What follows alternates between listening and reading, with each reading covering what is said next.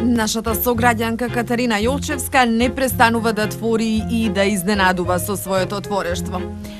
Таа вели дека најубаво е кога пишува за себе. Автобиографските книги се нејзиниот одраз на животот, кои што би помогнале на многу читатели кои што уживаат додека ги читаат стиховите. Досега има објавено 3 збирки: Поезија, воздишки и мечти, Во двобој со желбите и Одисеја на мислите, но и неколку заеднички збирки со разни автори. Подоцна ќе се подсетиме на овие нејзини подзастарени дела. Велам подзастарени, затоа што сега ќе говориме за едно нејзино ново дело, а тоа е Заробеник во сопствениот живот. Пред сето тоа, најпрвин добар ден, Кате, и добро ни дојде. Добар ден, фала за поканата. Еве, јас најавив дека ни пристига нешто најново од тебе, а тоа е Заробеник во сопствениот живот, и во самиот предговор дознаваме дека сепак се работи за автобиографски роман. Тоа е вистинска животна приказна. Еве, доколку сакаш повеќе, откри ни зашто станува збор и што всушност можеме да најдеме во оваа книга. Оваа книга е всушност за мојот живот. Почетоците, животот во Шведска, мал дел. Значи, како се вратиме за времето на бивша Југославија, кога Тито умре, тие денови, баш тие денови, ја бев многу малечки, се сеќам на тие моменти. Потоа детството во старата жолта куќа, потоа зелена беше. Моите почетоци, моето детство, најубавите моменти во детството, во училиштето моментите, другарството. Да. Така, значи... И како се градив како писател, како човек, како ја победив депресијата. Тоа значи дека ќе имаме многу да зборуваме. Сепак се работи за живот од 1977 па наваму, да. Така. Инаку Катерина е родена во Малме, Шведска, но сепак речиси целиот свој живот го помина во Куманово, нели? Да, во 80-та година се вратиме овде. Да. Пишуваш за детството, пишуваш за куќата во која што помина голем дел од својот живот, пишуваш за депресијата. Но каде сето тоа се преточи во една збирка? Откриваш и каде имаш пишувано.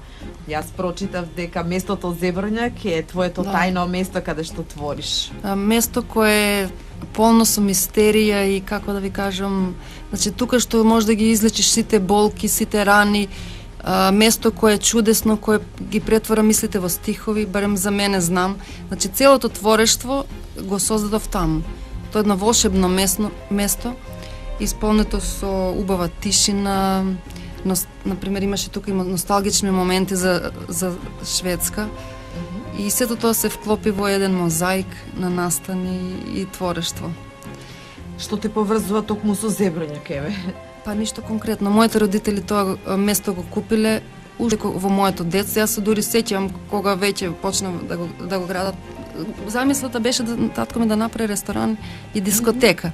Но времењата беа такви, беше тешко за бизнис и по неколку години го затвориме. Остана како викендица, Јас бев така? малечка, 10 години, кога работеше ресторан. Тој беше еден од најубавите до Скопје.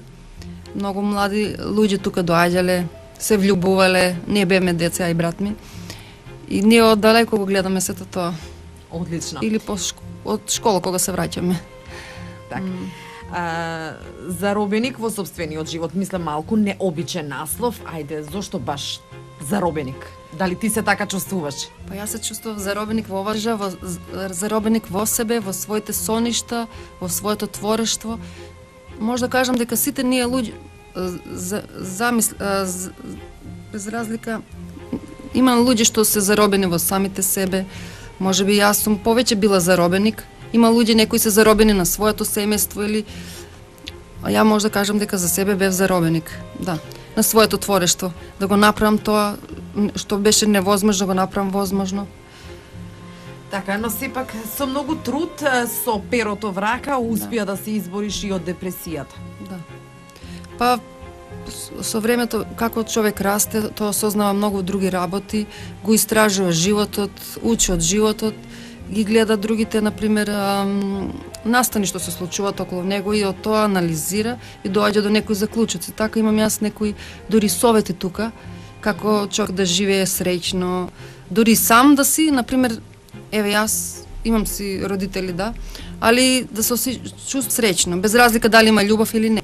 Значи човек треба да има внатрешно чувство на исполнетост, како ја што ја имам. Самопочитување, Да, самодоверба. ако човек не се сака себе си, ништо нема да направи. Значи, прено љубовта кон себе, да кажеме љубовта кон Бог. Тоа го открив со годините. Значи, во тоа време на комунизам тоа не го знаев толку. Со време, како растев, како созрев, тоа го сознав дека човек треба да верува повеќе во Бог. И потоа секи си дојде на своето место. Тука ќе се надоврзам во предговорот, на едно место ќе потенцираш. Оваа книга му ја посветувам на Создателот на Вселената. Да, тој всушност ми ги отвори очите. Значи, кога мене не ми одеше, значи, кога не ми се исполнува со ништата, кога се тонеше, кога нешто одеше како не по мој планови. Јас во животот се планирав. Ама колку повеќе планирав, тоа се ми бегаше од раце. И видов дека тука има нешто друго. Значи виша сила. И јас почнав да читам позитивни книги, психолошки, позитивни, например, и за верба во Бог, кога открив дека некои работи ми фалеле во животот. Да. На 75-та страна, приказната за девојката што нишеше стихови, монистра и бисери. Уличниот продавач. Да. Епа, тоа излезе така. Значи, јас, колку и да го планирав животот овде, не ми се исполнува планови да успеам како текстописец на овие простори. И јас морав да се откажам од тие соништа и да почнам да работам нешто сосем друго. Значи, да бидам во кожата на трговецот, фактички, и да го оставам на заборавот некое време пишувањето. Значи, јас бев романтичар, но морав тоа да го заборавам и да бидам еден продавач на накит, на бижутерија и тоа да имам некој хонорар, колку толку да се издржувам себе си. Во тоа се видов. Едев гердани, монистра и бисери, но и стихови во тоа ги вплеткував, ги обликував како... Така. Рече дека не можеш овдека многу да успееш како текстописец, но еве ќе те пофалиме и ќе речеме дека можеби ти се отвараат и вратите на далечина во сад. Ние ќе ја слушнеме и песната која што всушност ти си текстописец, а многу повеќе ќе ни откриеш ти за тоа. Да. Кога ти се затвара една врата, друга ти се отвара, фактички. Така. Станува збор за тајна желба и јас сум во оган, така? Тачно, Secret Desire, I'm on Fire. Така, која исполнува? Джој Робинсон, ова е исполнето на гитара. Значи, ова е демо песна која треба да се најде издавач за да се објави официјално со повеќе инструменти, тогаш да биде официјално како во светските музички води. Само треба да се најде издавач. Катерина Јовчевска овдека се јавува како текстописец. Да. Како доспеа еве до Джој Робинсон? Тој ни доаѓа од Ношвил, така? Во Нешвил. На веб страната nashvillesongservice.com, тука јас ги праќав своите песни и секој има право еден да биде изберен во текот на месецот бесплатно да направи демо. Но тоа доаѓаат можеби стотици илјади луѓе, али мојата влезе во конкуренција меѓу подобри и ми даде една добра понуда од $250 на 150 да се поевтини тоа, за да ако сакам да си ја направам, да си платам. Значи, јас ги содржувам, тие права 100% се мои. Дека, да. Джој Робинсон, го слушаме со тајна желба и јас во оган. Да. Текст на Катерина, но Катерина мора да потенцираме дека пред 4 години ти повторно направи нешто вакво слично. Да, слично, само тоа беше кантри. Поп, да кажем, повеќе личи на кантри. А ова е рок. Така.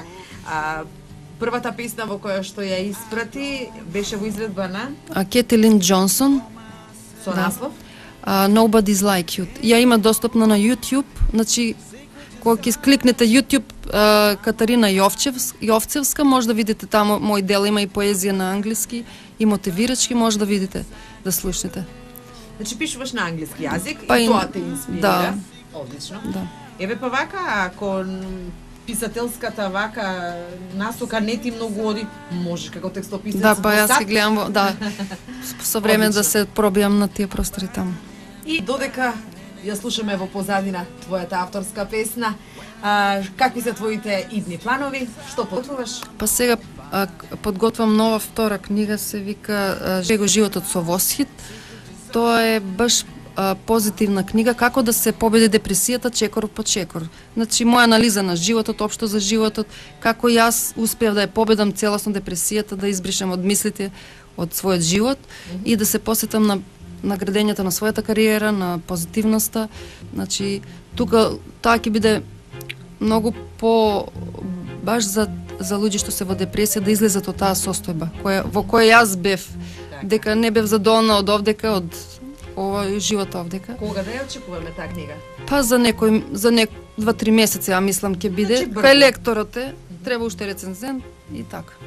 И како за крај, каде може да ја прочитаат сите оние што се заинтересирани за робеник во сопствениот живот?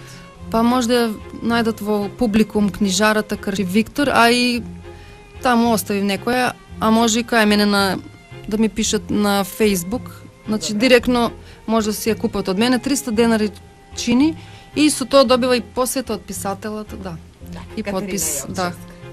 Ти благодарам за разговорот и Фала. посакувам многу успеси и се гледаме во друга прилика. Фала многу, фала.